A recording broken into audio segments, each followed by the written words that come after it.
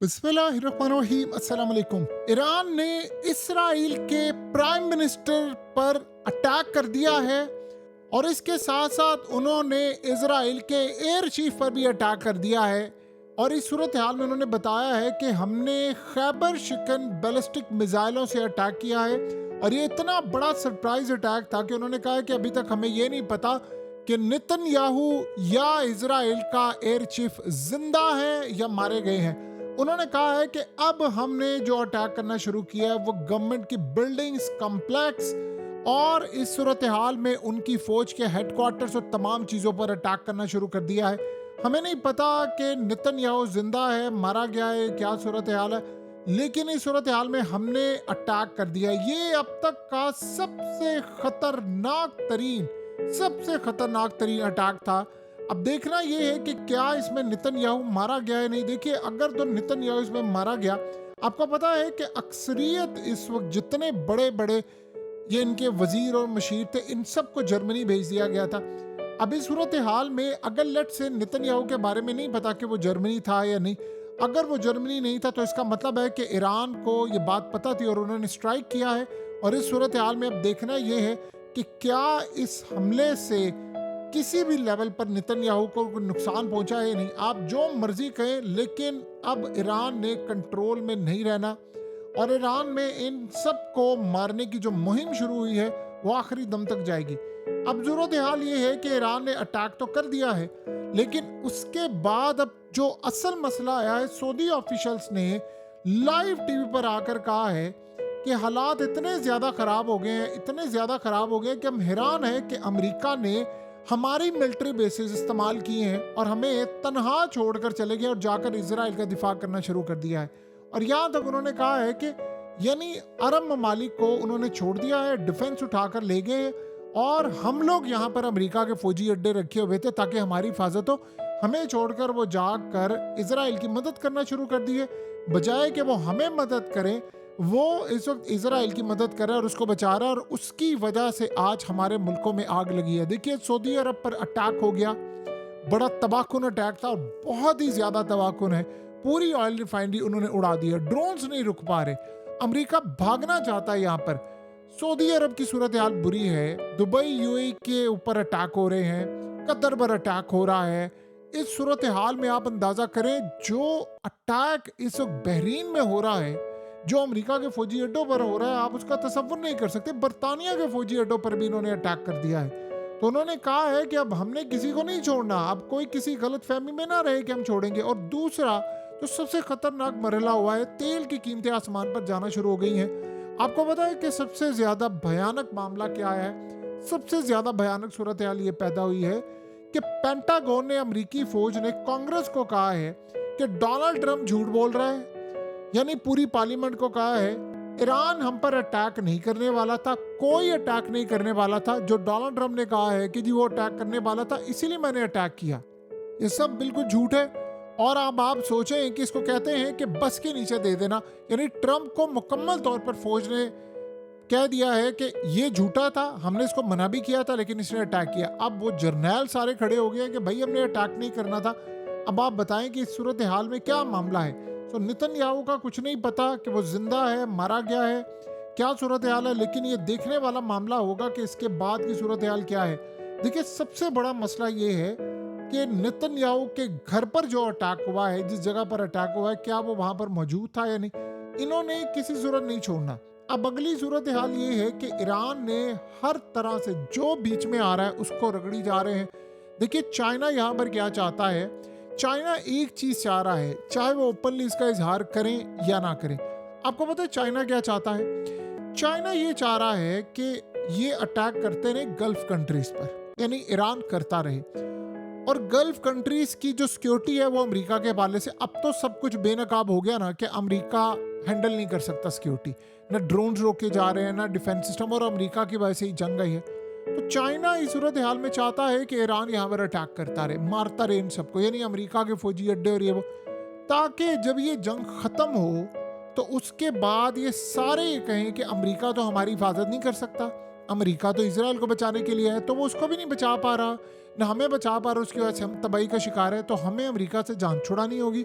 तो इस सूरत हाल में वो नए सिक्योरिटी पार्टनर ढूंढेंगे, और वो कौन है?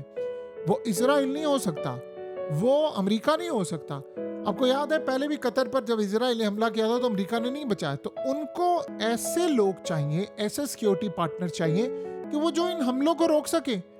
अब अगर लेट से ईरान यहाँ पर होता, अटैक कर रहा होता, और रशिया या चाइना के फौजी अड्डे होते, तो क्या उन्होंने अटैक करना था?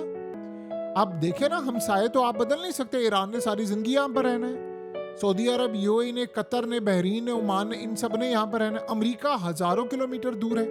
तो अगर आपको ईरान से दोस्ती करनी है, तो आपको ईरान से ताल्लुक बनाने, आपको अमेरिका को फारिग करना पड़ेगा, आपको चाइना और रशिया को यहाँ पर लाना पड़ेगा।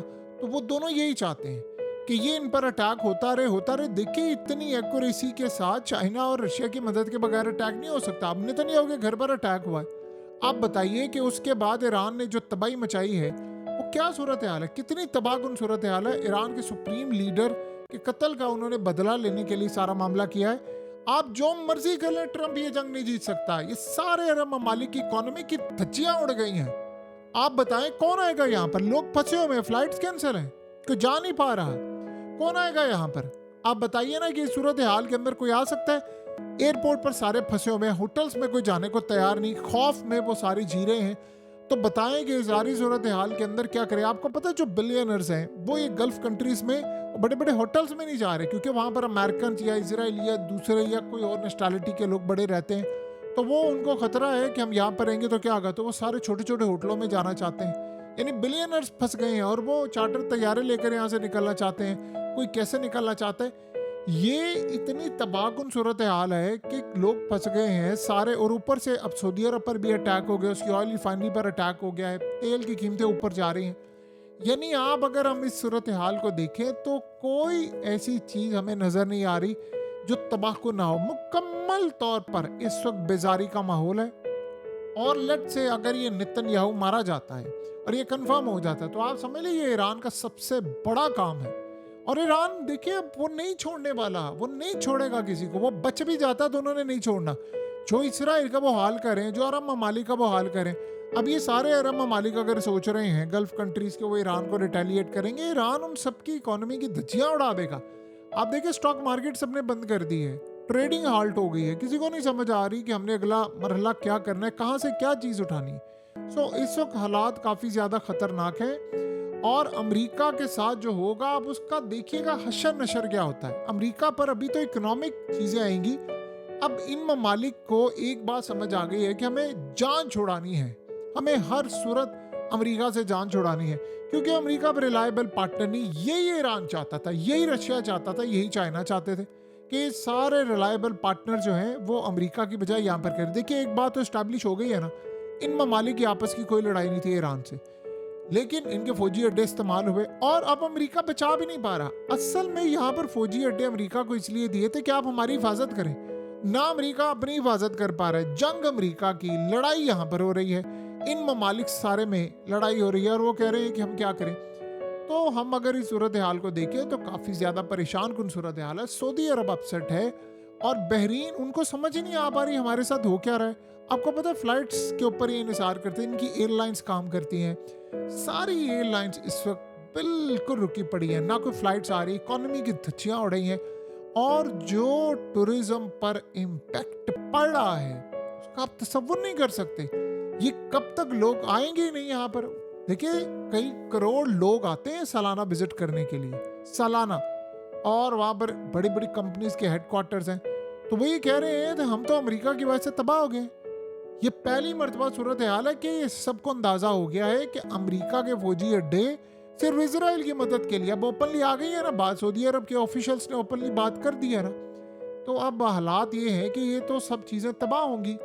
इसराइल इस पोजीशन में है ही नहीं कि वो इस सारे मामले को मैनेज कर सकते। बहरहाल अब ये अमेरिका को ज़्यादा देर तक टॉलरेट नहीं करेंगे। देखिए डोनाल्ड ट्रंप को फेस सेविंग करनी है या नहीं करनी, उसको कुछ ना कुछ करना पड़ेगा ये जंग बंद करने के लिए। और ये जंग ईरान के टर्म्स एंड कंडीशन पर बंद होगी अगर होनी है, लेकिन उन्होंने भी बदला बहुत ज़्यादा लेना है। उन्होंने अमेरिका को नहीं छोड़ना, सारी जिंदगी सर उठा नहीं सकते ये सारे ममालिक। और जो इनकी रेपुटेशन ख़राब हो गई है मिडिल ईस्ट के अंदर, गल्फ कंट्रीज़ में, यहाँ पर इतनी अमन था।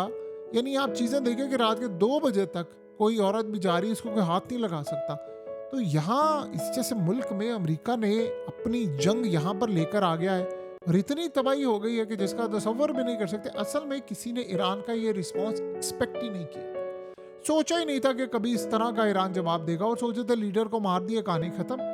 ईरान ने तो इन सबको गले से पकड़ा हुआ है और वो यहाँ पे छोड़ने वाला है इनको, सवाल ही पैदा नहीं होता, कभी भी नहीं छोड़ेगा वो।